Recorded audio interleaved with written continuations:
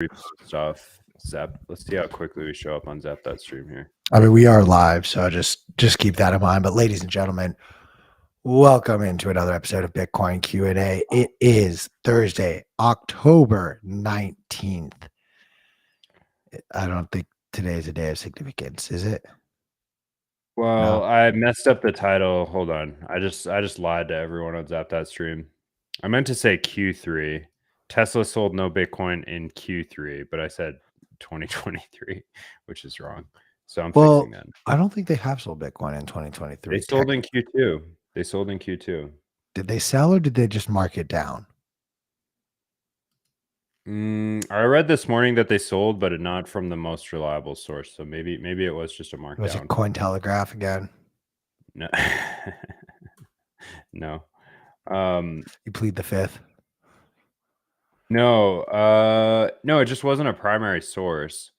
I'm a little bit confused, to be honest, because if you look at Bitcoin treasuries, so I should back up a little bit. The story we were going to get into today that I just went full speed into is Tesla reveals none of their 312 million Bitcoin were sold in Q3.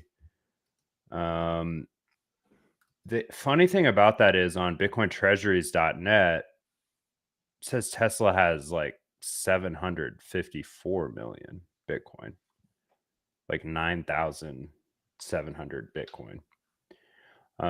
So I don't know who's correct here. We're gonna have to dig down to the bottom of this after the show, but nonetheless, kind of bullish. They have a lot of Bitcoin. I mean, I would point back to, let's look at all top 10 of the Bitcoin treasuries by public companies. They're all looking pretty strong. In aggregate, these companies, I mean, I'll just list them off quickly: MicroStrategy, Marathon, Tesla, Coinbase, Hut 8, Block, Riot, Galaxy Digital. The only one you may not have heard of is Bitcoin Group. It's like a German company. They have a lot of Bitcoin. I have no idea what they do. And then Hive. Those are the top 10. The Hive has the least amount of Bitcoin at 2,300, and MicroStrategy, of course, at nearly 160K Bitcoin. So in aggregate, these companies hold over 222,000 Bitcoin. So that's just kind of a fun statistic that should give you some hope for the future in terms of corporate treasuries understanding Bitcoin. We were talking about before the show how obviously spot ETF approval, somewhat inevitable, is going to really send those numbers to the moon. Now, I would argue that in that case, they're not actually holding it, but for corporations, it's a little bit complicated. You don't want the CEO walking around with 12 words. Oh, really? You mean the last time a CEO had access to customer funds, they didn't misappropriate them and buy a $35 million mansion in the Bahamas? The only difference is these wouldn't be customer funds, but no, but they started as customer funds. They probably started as debt. If it's a company today, there probably is no customer funds, no revenue. It's probably all debt from VCs. So customer funds. Yeah. But I don't know. I'm kind of interested. We should reach out and dig around a little bit because I want to know how these companies custody, not to threaten or blow up or dox their security model. I'm just curious. Do they all use an institutional? Do any of them have in-house solutions? I mean, Coinbase, obviously, but I want to say, like, I think Unchained, like, literally markets itself as like MicroStrategy's Wait, custody what? partner. No way. Are they not? No way. They're way too small. I don't even think they have I don't even think they can do OTC to the level that MicroStrategy brought. Unchained is small beans, and I don't say that because I have an ongoing beef with their employees. I just it's a small company. You have a beef with everyone, McShane. No, I don't. I have one person blocked, and they work at Unchained Capital. Honestly, that's one too many. Mute. That's the move. You mute people. Blocking is for pussies. I don't mute people. Yeah, I think so too. Yeah, I don't block any. Just one. Except for one guy from Unchained. No, it's a girl. It's a woman. Oh, okay, now everyone knows exactly who you're talking. I know exactly who you're talking about. So fucking annoying. Yeah, that's all right. You're such a dick. All right. No, I'm not, dude. No, I'm not. We can get into this. No, you are. You are. I No, love no, you. I'm not. Love No, you. no, no. We can air this. Love We can you. air this. Listen, you can't tell lies about people on the internet and not have consequences. You can't make things up about people you've never met or talked to and not have consequences if you're going to work in the same industry. They'll never be platformed on an event I'm running again. Hilarious, but So I'm guessing you've only just discovered the internet, like in the last 6 me? months. Yeah, because No, dude, my experience is good. Like, I have surprisingly small amount of like trolling or bad stuff going on the internet. Like, I'm good with pretty much everybody. I don't really block. There's not a lot of hate there, but there's some people that just go out of their way to like pull down other people in this industry and in life in general. And for those people, I have no time. Like, I mean, honestly, my favorite thing to say to those people are you okay? yeah, but then you get that's misogynistic. That's the equivalent of like, are you hysterical right now? Are you hysterical? But like, are then you you get canceled. okay? We're Bitcoin, man. We don't have cancel culture. Actually, that's not true. We have like the worst cancel culture, in my opinion. It's so bad. Yeah. I will say this. I'm surprised that it's of all of the types of people on Twitter, and I'll expand this to specifically say crypto Twitter. The fact that you block someone who's in Bitcoin Twitter instead of, I don't know, like a hexagon. They're funny though, dude. They send me They're death threats that are like so funny. There's some I'm one gonna guy sent choke me you so out, many, bro. one guy sent me so many death threats. I sent him my address. I was like, come to my house. Like, please. Like, what are you gonna do? Like, there's like, those guys don't bother me. They give up very quickly. They have other people to troll. It's like 2 days, they stop, they leave you alone. Have you seen the South Park like season about trolling? No. Oh, honestly, you would love it because South Park has remained based this whole freaking time. But there's a season where I don't want to spoil which character, but one of the characters becomes like a world renowned troller. And it's just the government reaction is actually hysterical to this. And I like you would like it. I'm surprised you don't watch South Park to begin with. I don't have a TV. I guess I could watch it on my computer. You could easily watch it on your computer. I watched it when I was a kid. I watched it in like middle school a little bit. Oh, do you like the pandemic specials were so fucking funny. They were so fucking funny. I didn't even realize this was an actively produced show. Oh, it's like a new season is coming out in a couple of weeks, and I can't wait. I didn't run this idea I had by you before the show, Q, but I think what we do for our call-in thing is we make a Telegram group and people can leave voice messages with their Okay, questions. I did see that, so I guess this is a good time to maybe tease this announcement to the fan out there. I say singular fan because I'm assuming there are only 3 people watching right now. Hold on, let me broadcast the stream here. Now that the important dramatic rants are done, we can send it out. The important dramatic rants. I'm a to be fair though, I'm a pretty all doors open kind of guy. Like, there's not it takes a lot to be kind of cast out of the network.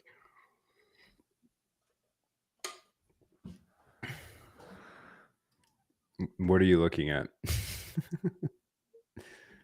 I'm trying to fix my freaking computer right now. All right. Well, let me cover the other piece of news. This isn't huge, but Grayscale, I think BlackRock too took some. They basically updated their filing with the SEC. The SEC made some sort of recommendation. I don't know if it's behind closed doors or what. I don't know what the specific change in their filing is, but this happens sometimes. Everybody's all excited if anything happens in the ETF world for a spot Bitcoin ETF. So yeah, they tweaked their filing. It's not going to turn around and get approved today. I mean, that's very, very unlikely, or even within this week. I still think we're looking at Q1 next year. But the price might get a little bit nuts as companies and people try to front run this price action. I mean, that's one thing that the kind of spoof pump did for us. It said, "Whoa, there's real demand for this thing, and real demand for the spot ETF." So I I don't know. I mean, think that's going to start to get priced in earlier because of that. to a degree, yeah. I just like the same will be true on the other end of the spectrum. And I firmly still am in the camp that the SEC is going to do whatever they can to try and not get a spot ETF pushed through, even if that means going back and denying the futures ETF that they've already approved. And in an event like that, in which I've described, all of that hype that you saw on the upside, probably I would say 1.5 to 2 times that amount of volatility on the downside. If you wake up and Gary Gensler and the SEC has said, you know what, we're just going to rescind the futures ETFs. And then as a result, we don't have to approve the spot ETF. Okay, so what happens to Grayscale if they do that? They're just stuck in limbo. What do you mean? Like, what actually happens? How do they unwind that product? They let people redeem? There's no safe way to do that. I'm no legal expert, but my understanding is in that type of scenario, they're kind of just like they either have to once again go back to the court of law and get a new judgment because the current judgment ties it back to the futures ETF. So if the SEC says, you know what, we were wrong to approve that and that shouldn't have been approved, then Grayscale has no foundation to stand on to point to and say like, hey, like we're going to move to a spot ETF. So they would either have to go back into the court of law and fight this case again, or reapply purely as a spot ETF. But that's just my like surface level, no legal expertise, no ETF expertise, talking out of the side of my mouth kind of a thing. I mean, that'd be like a multi-billion-dollar rug. It seems pretty unlikely to me. Although, because the U.S. government has never had a multi-billion-dollar rug on its citizens. It's not that. It's just that there are so many. There's like trillions in capital paying attention to every step they're moving with regards to a Bitcoin ETF. So I think they could get away with it if maybe people weren't paying attention, but I think it would just be mayhem. Perhaps. I mean, we'll see, dude. I don't know. I can't predict the future here, and I can't pretend to know what's going on in Gary Gensler's head. But I don't know. I'm torn on it. I like cheap Bitcoin. I could do cheap Bitcoin for another 3 or 4 years here. Same. I guess that comes to kind of my first question of the day. Okay, if we see some of these crazy prices, Adam Back's predicting 100K before the halving. You had a couple people on some spaces predicting like 500-600K within this cycle. At what point, if any, would you sell, Q?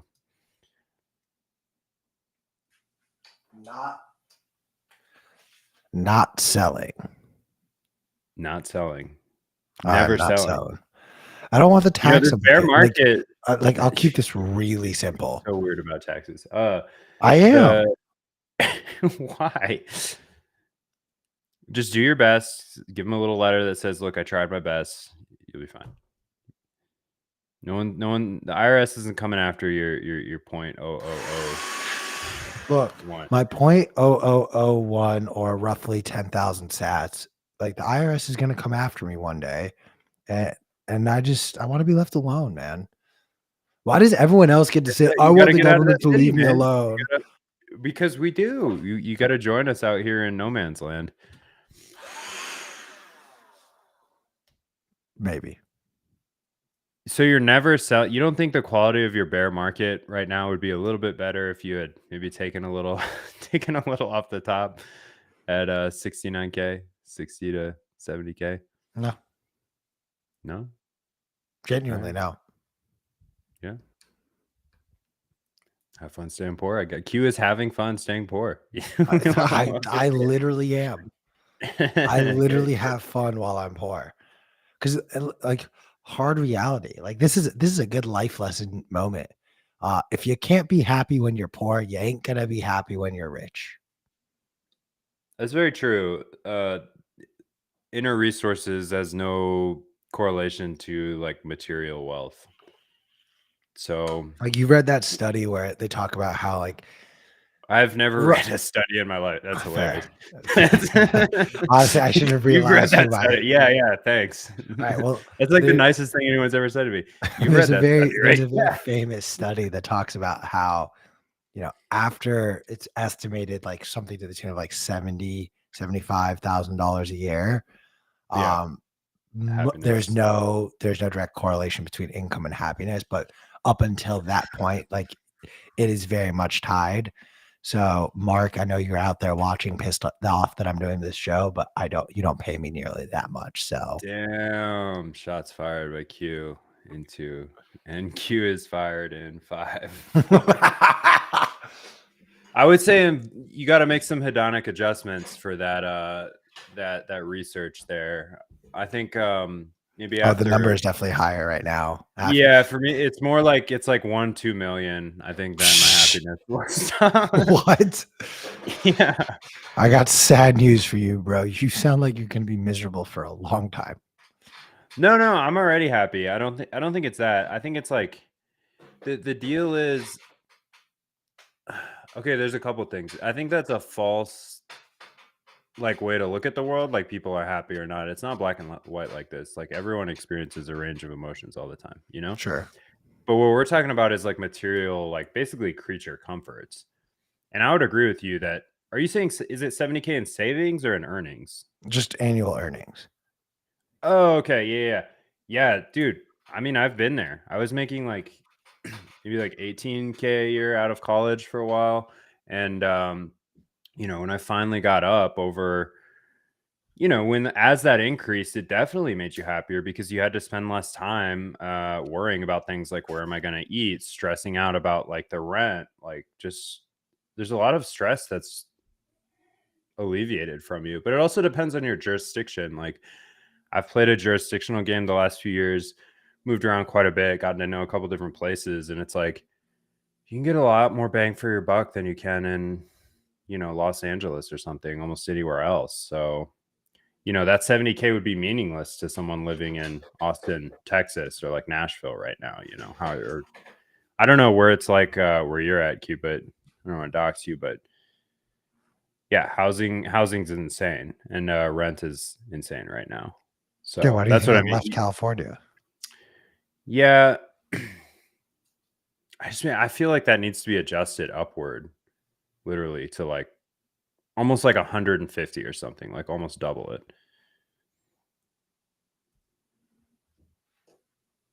I mean, I would like that, but again, it goes back to just this question. We're getting too into the weeds on this, and this isn't what I wanted to spend our episode talking about. But it's more about like covering the bare necessities. The bare necessities. But that's what I'm saying, man. You go to the store. I mean, I'll spend like I don't know, like 90, $100 at the store, and that's like 2-3 days worth of. Dude, I went grocery shopping last You night, know what and I I mean? literally like looked at the guy. I was like, "You're kidding, right?" Yeah. Well, you're before the show telling us that you're adding gold bars to your basket at Costco. Yeah, that'll do that to your price of your groceries. Dropping $1,900 on a fake gold bar from Costco. Whoa! I did not go to Costco and buy gold. Okay, so I have gold. I had a lot of my gold stolen. But the gold that I do have left, I don't know what to do with. Like, should I go sell it at one No, of those sketchy looking gold just pawn hold it. things, or you Hold it. just keep it until World War III breaks out and trade it No, for an no. AR-15, or what do Keep I it do? until World War III ends. Again, we have World War III has already begun. Okay, our children Damn, will learn about this period of time, and it will be labeled World War III in the history books. Like, you think so? This is the yes, start. It does feel like it's the start of dude. something. Do you have a an like escalating crisis in the Middle East that has gone on for the better part of 70 years now? You Yeah. have a diminishing battle in Hey, to be Eastern fair though, Europe. when is the Middle East not at war with somebody? To be fair, It's weird. You didn't really hear about too many issues in the Middle East before World War II, did you? I wasn't. And that, I wasn't here for that. but the point being, like, look, did wars and battles still happen in that part of the country, in that part of the world? Yes, Definitely. before for in much less frequent intervals than what we've seen over the last 80 some odd years. And it kind of begs the question of like what changed. Oh, Mm. I got to be Would you careful, ever run for office, Q? Be the change you want to see in dude. I would the like, world? I actually would, but I don't want to. Like, I would do it from the position of I just want to go for one term, like change a whole lot of things, and then never do it again. Like literally a What one about term. local office? Eh, I feel like the people who work in local office are like the people who lost their high school like elections, and it's like eaten at them for the last 20, 30 years. And so It's their peak. they finally Yeah, won the election. And you're now they want above. to take out all of their anger that they've had on Becky from chemistry class on like this one random block because they want to do something. Like I just Or they have families and kids that attend a school district, and they want to no, have a no, little no. more say in It's there. Only for only their revenge. it's only revenge from losing a high school election. Like there's no other reason why someone would want to work on city council. Or you just can't get another job. What is it? Act local, think global. I don't know. I don't think I would either. To be No. fair, I um, have teased the idea of me running for governor of California though to some warm embraces and then a lot of laughs. A lot of laughs. I don't know what sane person would want to inherit that mess. Break it off. Oh no, Let it you haven't heard let my it sink platform. into the ocean. Okay. What's your platform? It's a very straightforward platform. Uh Move number 1, California secedes from the Union and becomes its own country. Move number 2, California adopts Bitcoin as its only form of legal tender and the only means of This is completely at odds with the political environment of California, though. yeah, These people exactly. But one day, because the truth is California could they theoretically also couldn't survive without the Fed.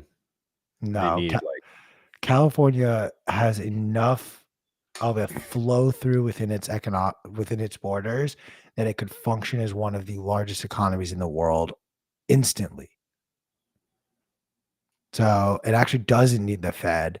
If you remove the dollar from circulation and just force every single business operating within its borders to just transact in Bitcoin, and oh then at the easy. same time allowed it to be its own fully functioning country, change all of the laws around Well, taxation. okay, continue. Never gonna happen. Good platform, but never gonna That's it. happen. That's Yeah, it. Three step process. it's 3-step process. Okay. Well, I will say we're not seeing the adoption going so well in El Salvador. The forcing merchants to that whole thing is maybe I'm curious to see what happens in the bull You mean market. I'm wait, not completely bearish on it, but I'm You're just you're telling me that a country that doesn't have like border to border internet broadband speeds struggles to use we don't the have that here, internet's bro. native I don't. currency? Yeah. No. It's not.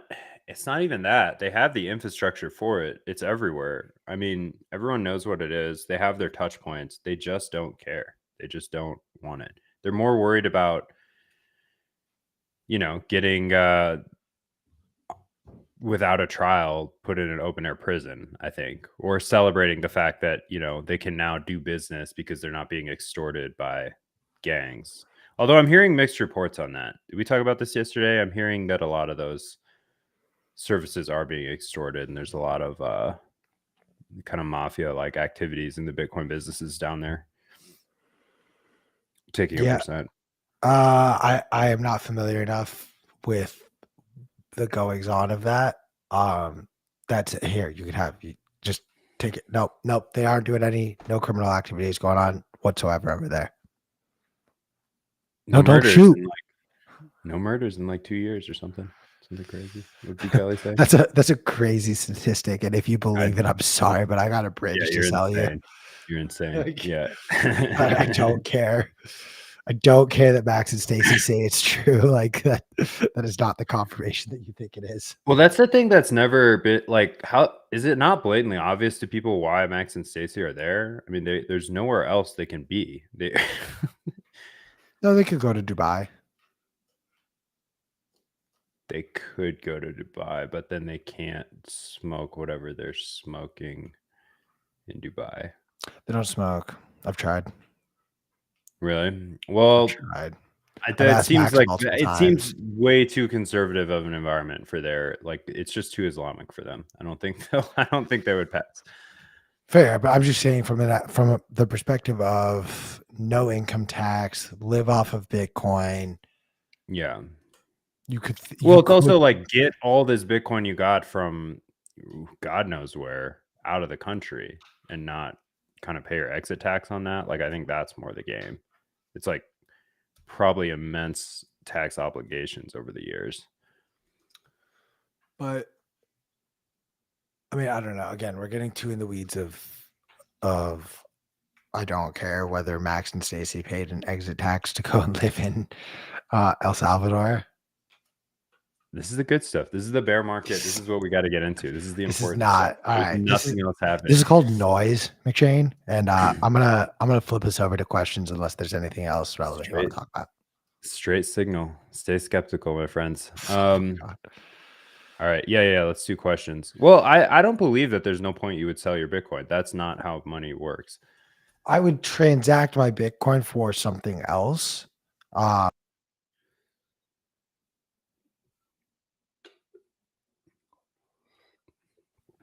spared you from having to hear that sneeze, but look, I'm in a weird camp of people who I want generational wealth. I don't want to just be rich for myself. I intend to, when the day comes, I probably will be in the class of Bitcoiners who'll take a loan out against my Bitcoin instead of having to actually sell it. I know, right? Oh, sure. Just to access dollars. Yeah, I hear you. Yeah, you know what I mean? Like You're kind of talking way down the line. Yeah, not to like buy more Bitcoin now. no. Dude, by the way, the people who did that are hurting right now. Dude, I was at a wedding over the weekend, and the groom literally, we were taking some pictures, and the groom turned to me, and he was like, "All right, man, I've wanted to ask you pretty much ever since you sent that text to me 2 years ago. But did you end up taking a loan out and buying Bitcoin?" And I was like, "No, thank God I didn't." That's the other.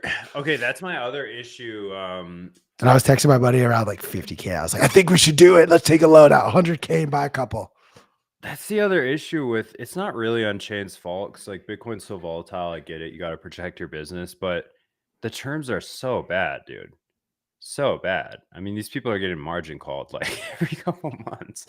And yeah, you're not getting that much of it. Like the time spent stressing about that, if you had just picked up an extra job and supplemented your income somehow, you probably would have accumulated the same stack on the low.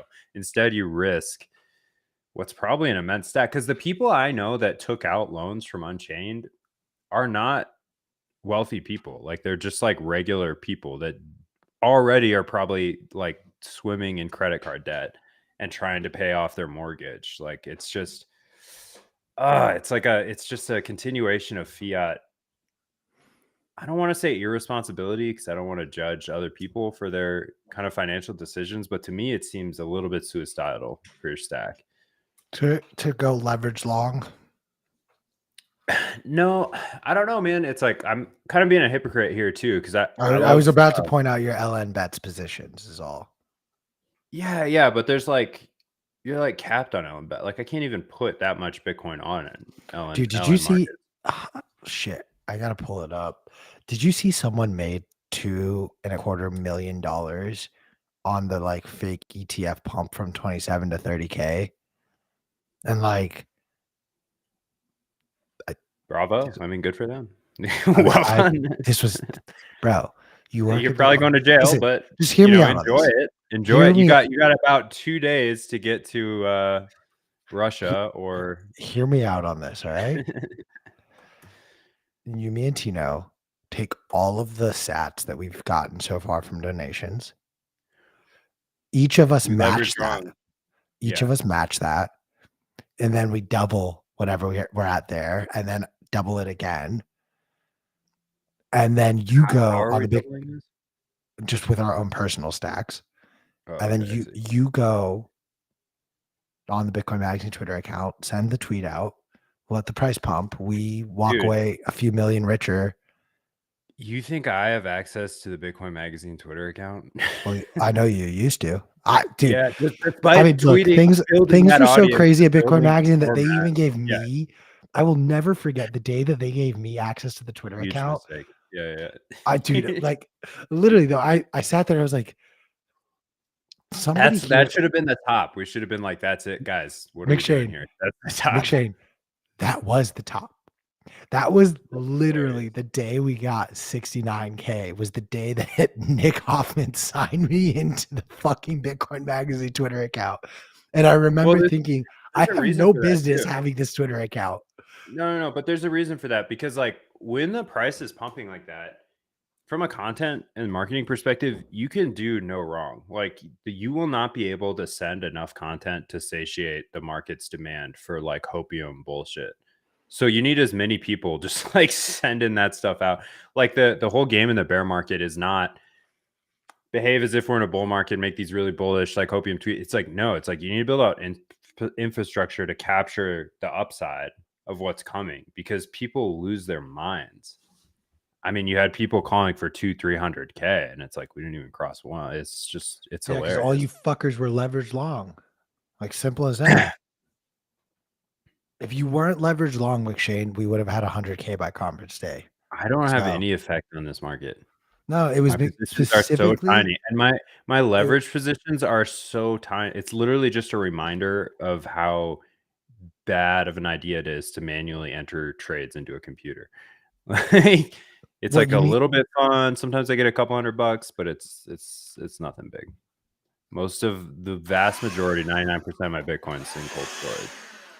I mean, look, just as a gentle reminder for our audience, 99% of my stack is only 90 Bitcoin, but 99% or 90 Satoshis, but 99% of McShane's stack is like roughly 999 Bitcoin. So keep that in mind when you realize what he's talking about and how much influence he held.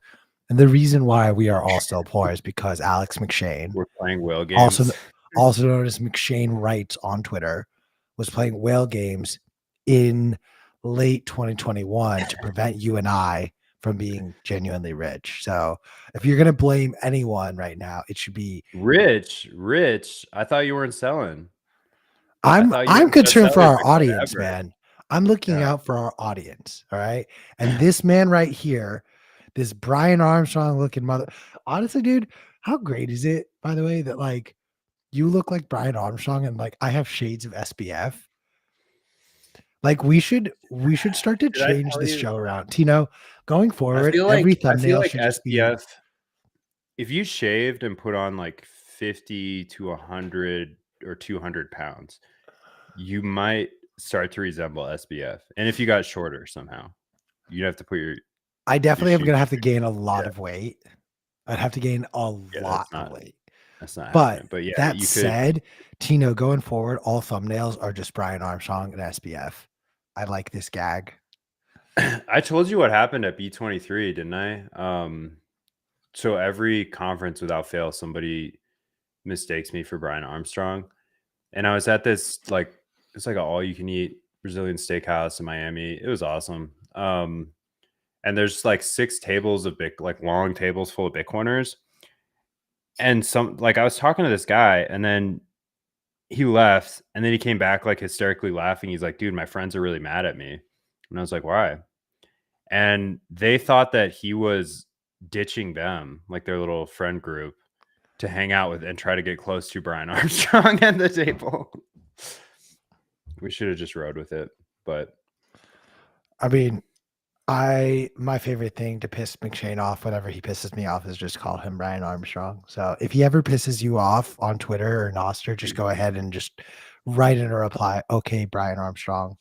it doesn't piss me off. It's more like it frustrates me because I can't figure out how to socially engineer it into something that benefits me.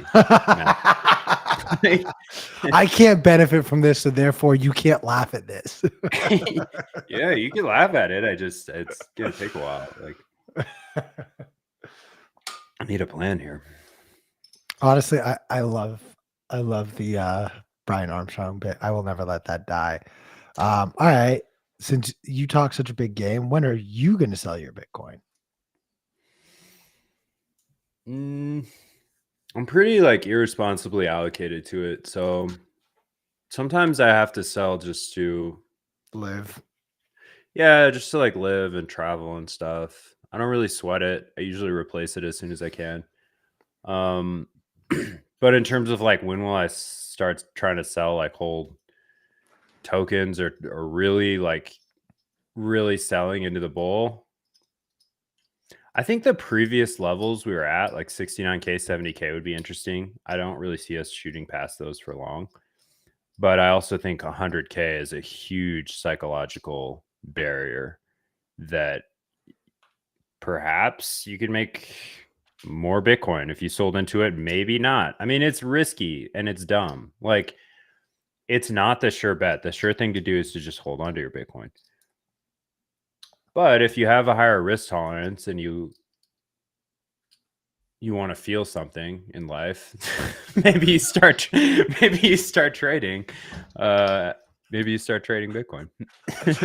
If you want to feel something in life. Yeah. Maybe you start playing around with the little lever. Maybe you throw on a 20x, see how it feels, you know. I want to go back to this other question that we skipped. What are the political or potential implications of Bitcoin's increasing market cap on its volatility and liquidity? I mean, the short, simple, technical answer is as Bitcoin's market cap increases, the volatility declines, and I would argue that the liquidity would actually theoretically increase as well. But that assumes more adoption. I wouldn't necessarily say market cap and liquidity don't have a direct correlation. Liquidity's correlation is with adoption. Easiest thing to say would probably be wallet addresses, and more specifically, active wallet addresses, because you want to see liquidity would probably be a like measure. What time frame are you measuring the liquidity in? Because like Will has that one metric where, or is it Will? I think Will came up with it, but Dylan uses it a lot too, where it's like coins moved in like coin days destroyed and coins moved in under 150 days. Like you're gonna have to be looking. What that's called? Yeah, I don't remember. But that specific one where it's like whatever coins have been moved in the last 150 days, that's your real measurement of liquidity. I don't think that putting market cap into that. HODL wave. Is that HODL wave? No. It might be. That's a different metric. It might be, but it might show like multiple time frames. But the point being, like, if you read any of these like more technical people on the Bitcoin space, like they will reference sort of coins that haven't moved in 150 days, and that's the metric for liquidity. I do want to just one note on market cap. But liquidity, by the way, is at like a pretty relative low. Yeah. Compared to the history of Bitcoin. Like there's not a lot of coins to go around right now. That's the reason we have but that will go price jolts like happened the other day. That shoots up though more during periods of like bull markets. Yeah, it's a bear. Yeah, for sure. Oh, another just interesting thing while we're on like some TA stuff. I believe it's the Blockworks, right? Or is it Blockware? Well, both, but Blockworks. Whichever one is the one that has the weekly like newsletter. Position mining company. Yeah, yes. with the newsletter. Yeah. So I do want to plug their newsletter because I do actually like their newsletter. What their changes to the newsletter have been excellent. They used to write way too many words, and sometimes I'd be like, you're not making sense. You're overwriting this." Um, they pointed out something very interesting where they essentially calculated out how much Bitcoin per day was being purchased by holders who have less than 10 Bitcoin, and Ooh, that's a really nice metric. it amounted to like something to the tune of 15,000 Bitcoin a day. What? I can't do live math, but how much is that? That is That's 42.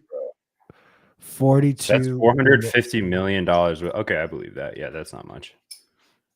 So, 450 but million. the By the interesting. plebs. Let's go.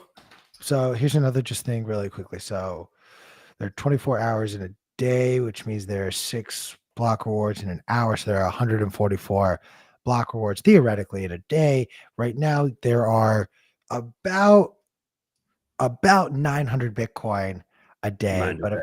Yeah. but in April around the halving, that's going to get cut in half. Now, look, we're already seeing this transaction of over 15,000 Bitcoin a day, roughly, based on just buyers under 10. They are sort of pointing at that and saying, look, if buying doesn't slow down by that class of convicted buyers, you could see just the price naturally start to go up once the supply shock happens during the halving. So just something to consider, but that wasn't the market cap thing I wanted to discuss. Market cap thing.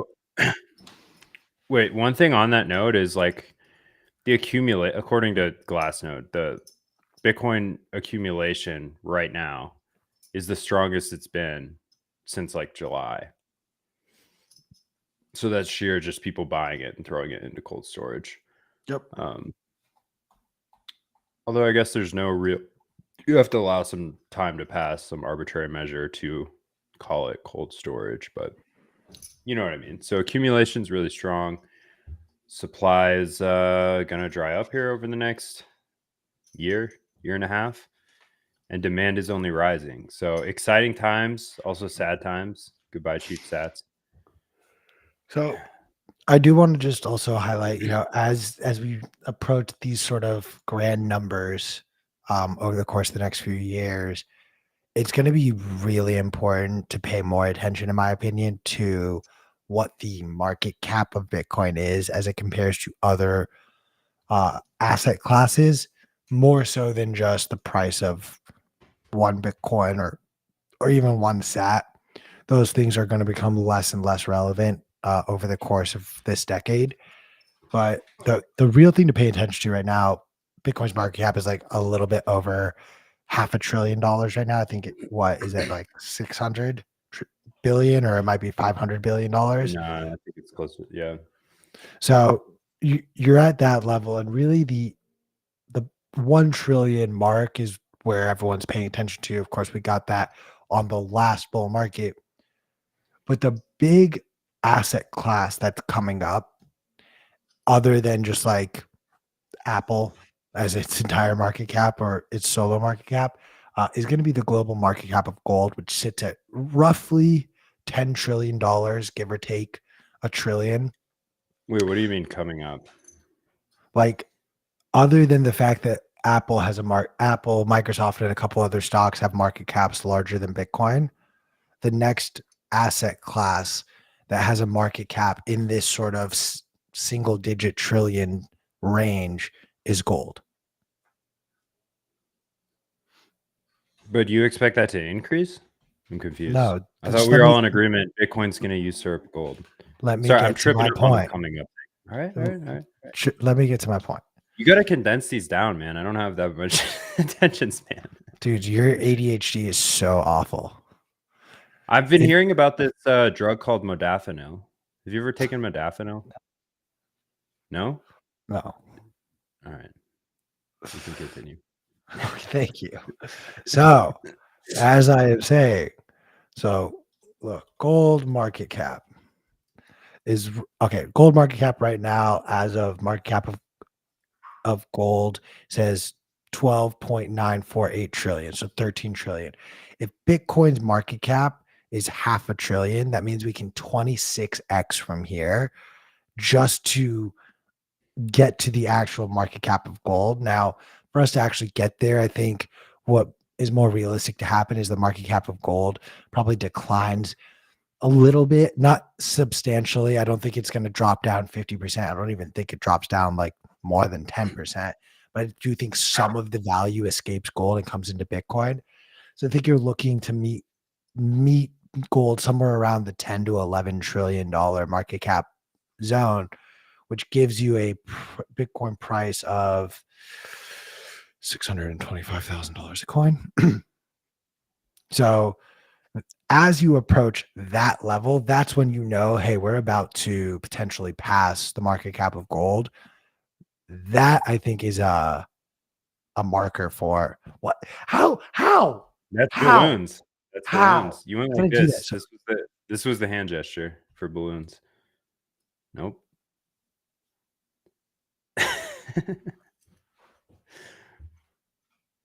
I don't know how that one came up. Yeah, that should be flowers or something. I don't know. Man, I'm not gonna wait for it. That's gonna take forever. I don't think gold goes gently into the good night. You know, you've got people like Peter Schiff that are just totally detached from reality holding these things. And I think you're then entering the domain of nation states. They're not going to give it up easily either. potentially, but it's just these are things to be, I think, aware of, especially as we approach a bull market where everyone's going to just start, 100K by conference day. It's like, I think we need to have an understanding of what these different numbers could signify. Like 100K means a $2 trillion market cap theoretically. And at that point, you're looking at like, like, we would still have to pass Apple. And I think that is, I think, the goal of this next bull market, in my opinion, is trying to surpass Apple's market cap, which sits at Interesting. 2.76. I'll take the other side of that. I think our goal for the next cycle is to figure out a way to scale Bitcoin that's more intuitive than Lightning and get actually self-custodial or custodial Bitcoin into the hands of more people and What do get you think more kind of drives? circular. Go ahead. This is a I'm adding this to our question list, but this is a very difficult question that I think sometimes we want to ignore. What drives more adoption? More tools to access Bitcoin, or the price? The price. Okay. It's like Bitcoin's in this weird place. This happens in Nostr too, where it's like we have more tools and clients for this stuff than we have people using it. Like Right. there's a new company, there's a new DCA company or like round up your change company every single day. I mean, it's crazy. But I think that tooling, I think it's important to have massive competition. I'm not saying it's a bad thing, but I think it's going to take a couple years for the best of them to rise to the surface, which, by the way, how did I forget about this? After we dunked on them relentlessly the last few days, Taproot or Lightning Labs announces the first main net release of Taproot assets, protocol for assets on Bitcoin and Lightning. So this is kind of huge for them. This is their play at multi-chain world. I don't know if I've talked about this before, but basically I think a lot of these companies are going to skirt the Bitcoin only path and try to basically position themselves to be at that faucet of the intersection of Bitcoin only and like shitcoin land. And what they'll claim is that, oh, we're just here for the infrastructure. We're just here to help give these poor Venezuelans access to digital dollars. You know, they need access to stable coins, and it's got to be through Bitcoin. Fair enough. But you're basically positioning yourself as a crypto company. Doesn't matter how you figured out how to do this stuff on Bitcoin. These are tokens. These are not Bitcoin. This is like a side quest. And it feels a little disingenuous. Like for some of these companies, I'm curious to see what their next plays were. But I got to give it to Lightning Labs. Like these technical accomplishments, whether you agree with their like necessity or not, are impressive. Can't wait to see what comes of them. Maybe even play around with them a little bit. But it's, I don't know. It's hard, man. I don't think it's unethical. I just think it's a little bit shady. It's a little bit of a side narrative.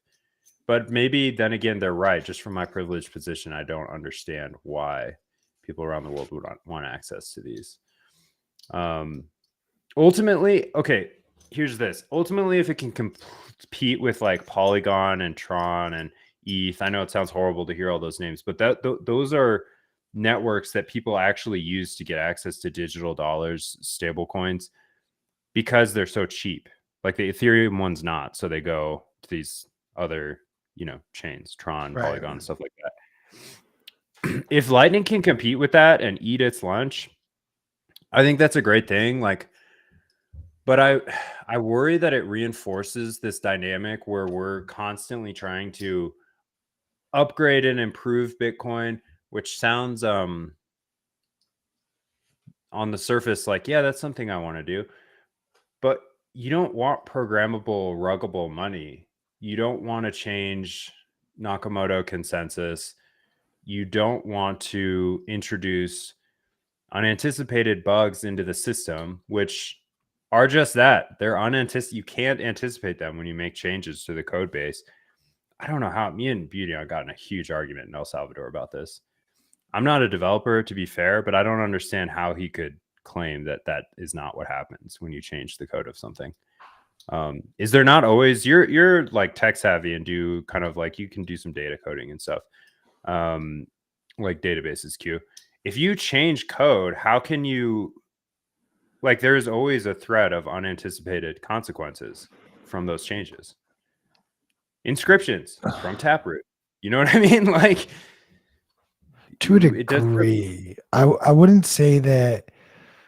Like, Not that these things aren't thoroughly reviewed. This is the code base with the most like eyeballs on it in the world, probably. But there's trade-offs for these adjustments, and I don't believe you can account for all of them. no, and I think that's just like human nature, though.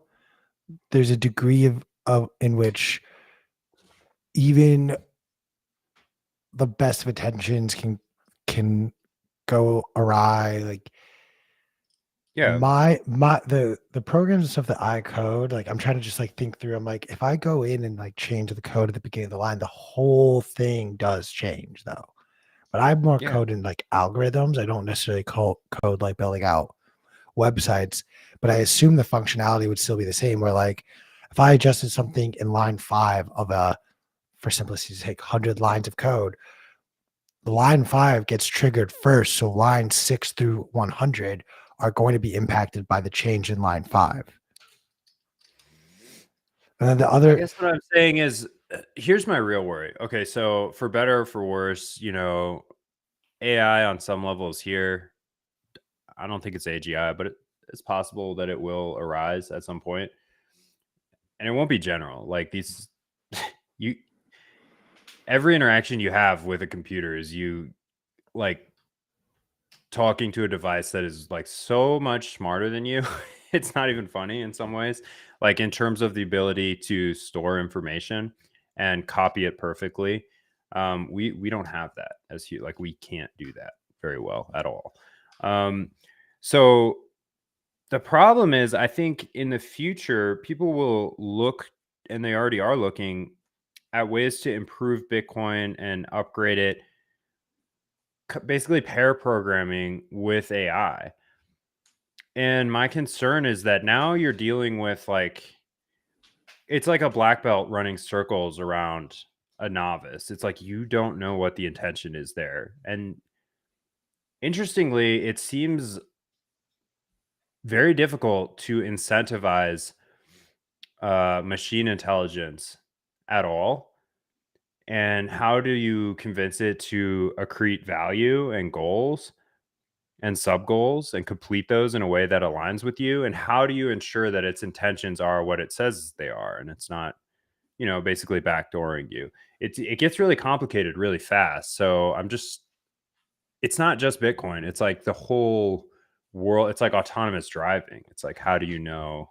I mean, It becomes very scary, dystopian very fast thinking about this, but it's kind of a fun exercise because I it's mean, like, honestly, just one more thing. Honestly, Bitcoin might be the one tool that can help you incentivize the artificial intelligences, because it is actually basically a bridge from the material world to the virtual world, and it does follow it brings laws of conservation into cyberspace, as some people like to roll their eyes at that argument, but think about it. We didn't really have that scarcity before. So maybe it'd be incentivized by that.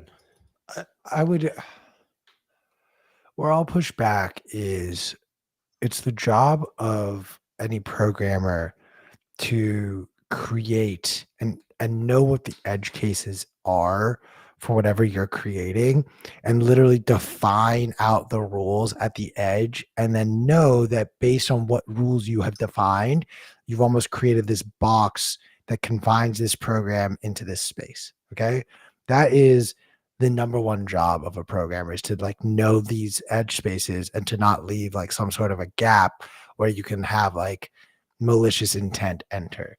On the basis of these AI programs, like theoretically becoming sentient and taking over the world, I think you watch a little too much um,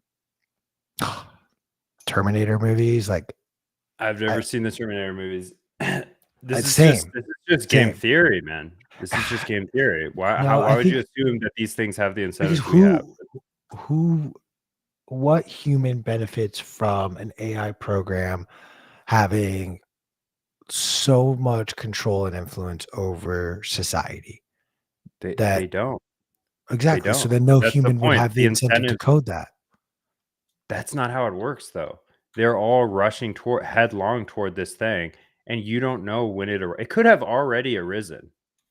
Like you could have already have like hyper intelligent machines that's That just would it. take that would take over and kill us. I mean, you can I don't dumb it I don't down to think you that if you understand want. how I'm these just saying, programs are coded well enough to make these claims. Like you have to literally create no, like the dude, these aren't claims. There's dozens of books from scientists about this, how you can't align incentives between something that's like astronomically more intelligent than you. Like that's a problem that we haven't faced. We haven't put up guardrails. We don't know quite how this thing works. Like even these LLMs, they're just like, yeah, some of it's a little bit weird. Like we don't know. This is like, it's like functional magic how some of this works. And there's a number of ways it could arise, like trying to copy biological processes. Like you can take really thin slices of the brain and map neural networks and rebuild them in a virtual there's all kinds of different paths that people are taking, and I'm just saying there's a point of no return, because once that exists, how do you turn it off? It's not, I don't agree with Neil deGrasse Tyson that you can just unplug this thing. If it ever has access to a network, it could store itself online anywhere in the world, and there's nothing you can do about it. So I mean, it is like a pretty, like, it does feel like science fiction, but it's really just thinking logically about like, but it is ignoring a fundamental like fact about creating these algorithms, which it requires a set of rules for the algorithm to abide by. And those rules have by and large included a set of safety protocols to not allow these AI algorithms to go beyond what is prompted themselves. It's a like, and right. But you're still talking about closed systems. This is not a closed system. This is right. an And I get where intelligence you're arises and escapes its I black get what box. you are You're not looking playing at by is rules like anymore. is like some sort of like free thinking AI that will come up with solutions unprompted. I understand that is the larger concern here. But overall, there would still in that instance be the parameters of a guardrail that would essentially prevent this specific AI from going beyond the bounds of this type of environment. The problem is, like, data can be copied without the original instance of it having any awareness that it was copied, and it can be transferred perfectly across time and space on virtual machines. Like and it can be copied infinitely. There's no way to prove that it hasn't escaped. You know what I'm saying? And there's also no way to know that you didn't make some mistake. And I think most of the people working on these problems are a little bit like you, where they're like, oh, I'm not worried about it. We'll just unplug it. They're not actually thinking through the game theory of like, oh, okay, I just basically put this computer on like God mode, and I think I'm still smarter than it, even though I can't do computation like nearly as fast as it. I don't actually know what the results of my changes will be. These parameters, like it's a test. You're kind of testing it in the field there, and I don't think that I'm kind of with Elon on this one, where it's like there's not the regulation or the like we just haven't been there yet. So the guardrails aren't there. So people don't know what'll happen. I mean, it could be that, okay, fine and good. Every programmer here agrees to follow this set of rules, and maybe they do work, and maybe nothing like will escape its black box into the wild. But that doesn't mean that Russia is not going to just chaos agent build something like that and ship it to the world, you know? I I'll really give you think you're just like a Hollywood stooge right now. Like you literally just sound like someone who's trying to pitch me a bunch of different movies. Where like the Russians are going to be the bad guys, and like in the realm AI of is going to all take over the possible. world. No, that's not what I said. But in the realm of all possible worlds, these are real possibilities that people are not. Sure, these are thinking about it. possibilities, but Yeah, I don't. and the probability is actually like pretty high. Like, given the track record of It's a humans fucking non-zero up probability. blackball scientific I, inventions, I will given give you our that track it's a record for non-zero completely probability, but I fucking won't that say up, it's a very high probability. I don't it's a think this pretty is high even in. probability, dude. I don't even What think are you this is in the talking about? top 3 potential outcomes of the future. What are the other three? The other 3 We is our have universe control is of something that's exponentially more intelligent than us, and we just perfectly cage it and enslave it to work for us. no, society collapses long before that is to me a more likely possibility. Okay. But I look, That's there are like people you that could roll your there are eyes at me people. for saying that, but that's how you sound to me. Just know that. Like No, you could I believe you, but you're not talking about the same game anymore. I'm talking about the outcomes of the potential future technology. There's people walking around today who it's actually just believe that it's already there, and it like there's already effects of this. I'll give you an example. COVID. Okay. And Israel Palestine, the metrics that these news services and like media companies are getting back are algorithmically prompted through artificial intelligence, reinforcing them, like incentivizing them to count deaths on screen live. 500 kids died in the hospital, 1,000 kids, 8 million kids died in the hospital. And this is kind of an example of where you get runaway effects that you couldn't anticipate before. No one could have anticipated COVID. No one could have anticipated, if they show a live map on the New York Times website of every case of COVID in your county, that people would drop what they're doing and watch the screen all day long. But there's a lot of money to be made there, but there's a lot more death and destruction and harm done by the solutions proposed from that. But that is just one tiny example of the unintended consequences of letting something else think for you and make decisions for you and becoming a slave to an algorithm. I think that's a good place to end our episode today because my laptop's about to die. Oh no. All right. Well, good chat. I should say that just in case it dies in the middle of any sort of comments, but this is just the AI pulling the plug on you for being a naysayer. It's saying I'm in support of the AI right now. I'm trying to not piss off our robot overlords, but you seem hell-bent on like having a target on your back. Remember, robot overlords, I support you. It's this bozo over here. I'm very no. I'm one of the but first people. You do sound. I am one of the first people to advocate for the ethical treatment of robots and AIs. I think. Okay. I think I don't care about that. What space. you sound like is someone who wants to regulate a new industry to death without letting. No. I never said that. You just put those words in my mouth. I never said that. I never talked about regulation. The unintended consequences, like people don't know what they're doing. Like Elon's right. Like we should probably those are regulate all true this. things. Those are all true things. No, I didn't say Elon's right. I said I'm inclined to like consider his position. It's like, yeah, I kind of agree. It's kind of fucked up that we have no parameters on this. Sure. I mean, it's a serious issue that people don't take should seriously. also consider his incentives, which is he is also trying to build some sort of a supercomputer. Yeah, like a regulatory mode you could around put it. in your brain, and so he's trying to play catch up because his business venture could potentially fail if these other AI programs just take off and people are more interested in That's all those. fine and good, but Q, he's not wrong. There is no regulation. And there is no framework by which to proceed, and people don't take No, the that's not risk true. seriously. Pretty much every single nefarious act that people have described with AI, there is a current law in place that would already handle these issues. And if anything, creating more regulation gives more power to the state. How's that for your red pill? My path to fire. I'm not advocating for more regulation at all. Well, you kind of What I'm are. saying- So somehow the I'm guy who not. voted You're for putting Bernie words in my Sanders mouth. twice What I'm is the saying, only sensible person on the show right now. you're the least sensible person on the show. You're not even willing to consider the fact that maybe we don't have our shit together and everything under control when it comes to I agree creating with that. new Dude, autonomous we are versions of intelligence. morons. Like there's no doubt in my mind. Yeah, But despite monkeys, being literal morons, monkeys, germs on a rock, like germs on a rock. Here, playing but God mode. we should not create rules to regulate a new industry without letting it fully discover its capabilities. Nefarious or not. Turn your volume up. Turn the volume up on your headphones.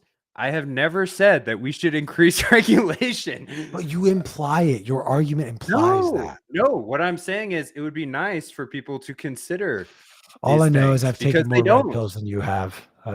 That's the end of the episode. Q is more red pilled than McShane. Oh my God, we're going so hard into this tomorrow. Whatever was on the agenda is fucking over. The show is no longer about Bitcoin. It's about AI. We officially made. I'm going to be reading studies. I'm calling out today, dude.